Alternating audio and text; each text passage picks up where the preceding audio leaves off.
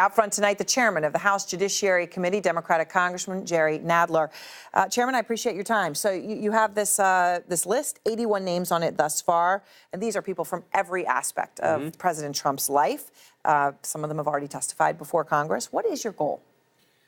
Well, our goal is to hold the administration accountable for the obstruction of justice, the abuse of power, and the corruption. Our goal is to vindicate the rule of law, to protect the rule of law in this country. And that's our core function as the Judiciary Committee of the Congress. And we have to find out what's been going on, and we have to lay out a case to the American people and reveal it. Because we have not seen an administration in a long time prior to this in which there were so many attacks on the rule of law, attacks on the Justice Department, attacks on the press, attacks on the judiciary, attacks on the norms that we depend upon to maintain democratic government. So when you say we have to lay out a case, is that what you're trying to do? Well, to lay out what's been going on. I don't mean a case to establish anything in particular, but what's been going on, what have they been doing, and how can we fix it? How do we protect the rule of law? That's the real question. How do we protect the judiciary against the incessant attacks? How do we protect the press against the incessant attacks? How do we protect the role of government so that it is not used for personal enrichment in violation of the Emoluments Clause of the Constitution? So I want to ask you a few questions here, but first I want to go through the list, right? Lots of people on the list. President's sons are on the list. His son-in-law is on the list, but his daughter isn't. She's a top aide in the White House. She was crucial to the campaign, top executive in his business for a long time. Why isn't she on it? I'm not going to answer why any particular person is or isn't on it. We think that anybody on it has information of use to the committee in establishing its things. We may add other people. So you're not saying she isn't of interest. She's just maybe she's not on the initial list. That's all we can say. We're also saying that all the people on the list have given information already to either the special counsel or the Southern District or somebody, and all we're asking for at this point is the information they've already turned over so that it can be done quickly and without questions of privilege. Okay, so when you say initial list, there's going to be more lists? Well, there's going to be more requests. There may be or may not be more people. Okay, so there's going to be more requests, but may or may not be more people. I'm just trying to understand. You're saying everyone on this list has gotten requests before from various places, so that might be one way you sort it. But is she eventually conceivably on?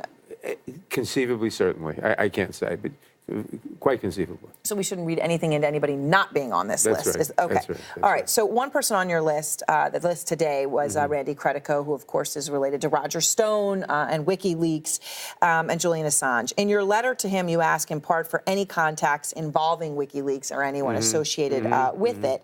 I spoke with Randy Credico today. He said he's not going to give you any communications with Julian Assange. What do you do about that?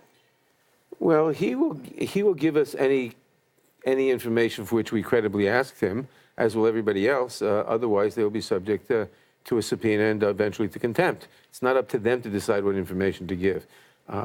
One can resist a subpoena by saying there's some privilege, but that's very difficult. Right. So you're willing to go to subpoenas if you need to go to subpoenas. Absolutely. We have to get the information here to vindicate. For 2 years, the Trump administration has been attacking the core functions of our democracy. And the Congress has refused to do any oversight. They've refused to. They've shielded him. They've acted more as shields than as what the Congress is supposed to do, which is to be a check and a balance. We are going to be the check and a balance. We are going to find out. We're going to lay out the facts for the American people and see what we can do about them to protect the rule of law. All right. So you see it as a check and a balance. The president sees these congressional investigations very differently. Here he is. They don't have anything with Russia. There's no collusion. So now they go and morph into, let's inspect every deal he's ever done. And all of a sudden, they're trying to take you out with okay? Well, the president obviously doesn't recognize the role of Congress in a democratic system. Congress is supposed to be a check and a balance on the administration. It's supposed to be a limit on the freedom of action of the administration. Is supposed to hold the administration accountable. That's what we're trying to do. For 2 years, he had a supine Republican Congress which refused to do its job, and he doesn't want Congress to do its job. He wants to have the dictatorial authority to do what he wants, when he wants, without any check and balance on his power, and that's not the American system I will of government. say supine is an underutilized word in cable television. But when, someone says you're just hunting for something. This is basically what he's saying, right? That you're just looking, you're trying to kill his presidency by 1,000 cuts. One way or the other, you're going to take him out. Why is that not what you're doing? Because it's not. We're simply exercising our oversight jurisdiction, and he's not. He doesn't understand, or he's not willing to concede to Congress that we have an oversight jurisdiction. We have to. You've had 2 years of sustained attacks by an administration of the nature that we haven't seen probably in a century or more, against the free press, against the courts, against the law enforcement administrations, against freedom of speech. Yeah. We now see allegations that the president is trying to get the Justice Department to intervene in a merger dispute. I'm going to ask you about that in a moment, yeah. Because he doesn't like news coverage. All of this would be illegitimate if it's true. We have to make sure as to what is true and what is not true, and maybe come up with legislative limits on power, or maybe do other things. But we have to make sure that this is not a dictatorship and that the rule of law is respected. You say the president, has obstructed justice. You've been clear about that. But you said yesterday... There's certainly a lot of evidence that he has, but that's exactly the kind of thing we have to look into.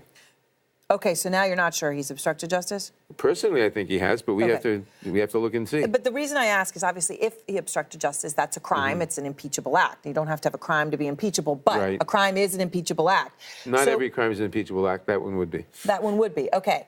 But you personally think... I do. Obviously, your personal opinion matters greatly here, Chairman, because you're the chairman of the committee that would initiate impeachment proceedings. But personal opinions are limited. If we're going to do anything, you have to have proof. I think there's a lot of evidence, but we have to get a lot more evidence. So that's what this is about. You don't yet have the proof. It's part of what this is about. It's part of what this is about. And it's not just obstruction of justice in the... I mean, I think in plain sight, all his interferences with the Mueller investigation is that everybody knows about amount to obstruction of justice. But we have to go a lot further than that, and we have to and look at other cases too, and decide what we can do about it. Do you feel the pressure? You know, people like Tom Steyer, they're having town halls in your district. They're saying, come on, step up to the plate, impeach. Do you feel the pressure? No. I have sworn an oath to the Constitution, and I feel that very strongly. And the key, my entire history in politics, my motive in politics, is for civil liberties, civil rights, the rule of law. And that's what we have to protect. And if protecting that says no impeachment, then I will not support impeachment. If protecting that says go the different course, I will go that course. And someone coming and saying, short circuit the process, do this, do that, I'm going to ignore. I have to follow my oath and my duty to the citizens of this country. So even though there's 81 people and more coming, you are not yet there when it comes to impeachment? No. We are, as I've said, we are far from that. We would have to see, and this is not a pre-impeachment hearing. Our goal is not to decide whether there's impeachment. It may come to that if the facts show that, and it may not. Our goal is to protect the rule of law, to protect the country and our liberties and our separation of powers against an administration that is violating all of them, that is abusing power, seizing power, denigrating the role of Congress, attacking the courts, attacking the free press. I want to hand down this country as democratic with a small d after this administration as before it. That's our goal. So I want to ask you about the AT&T, which you raised, right? Obviously now the parent of CNN. According to a report today, the president pressured Gary Cohn, who was then his chief economic advisor, director of the NEC, to tell the Justice Department to block the merger between AT&T and Time Warner. What will you do about that if that is true, well, if there's actually proof that happened? That's very tricky because I might on the merits favor blocking the merger as a separate, as a separate issue, as an antitrust question. But the president should not be weighing in with the Department of Justice on a given case. He should not be saying, you must block the merger, or you must indict this person, or you must not indict that person. And he certainly must not be doing it because he wants to hurt somebody because he doesn't like the news coverage that CNN gives.